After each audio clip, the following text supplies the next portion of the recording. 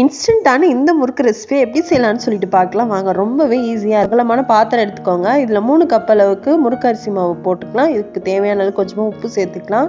இதில் கொஞ்சம் கொஞ்சமாக தண்ணி ஊற்றி இதை நல்லா பிசைஞ்சு எடுத்துக்கலாம். நல்லா சப்பாத்தி மாவு பிசைகிற மாதிரி இதை நல்லா பிசைஞ்சு எடுத்துகிட்டு வந்துடலாம். இந்த மாதிரி பிசைஞ்சு வச்சுட்டு இதுக்கு முறுக்கச்சி எடுத்து நம்ம வந்து அந்த அச்சில் போட்டுட்டு கொஞ்சமாக மாவு எடுத்து அதில் புஷ் பண்ணிக்கலாம்.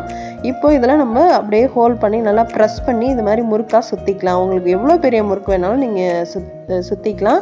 இப்போ எண்ணெய் நல்லா ஒரு ஹீட் பண்ணதுக்கப்புறம் இதில் நம்ம இந்த முறுக்கை எடுத்து போட்டுடலாம்.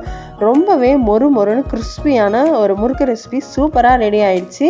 கண்டிப்பாக இந்த இன்ஸ்டண்ட்டான முறுக்கு ரெசிபி நீங்களும் உங்கள் வீட்டில் கண்டிப்பாக ட்ரை பண்ணி பார்த்துட்டு எப்படி இருந்ததுன்னு கமெண்ட் பண்ணுங்கள். மறக்காமல் கவி சுப்ரீம் சேனலில் சப்ஸ்கிரைப் பண்ணிக்கோங்க. தேங்க்யூ.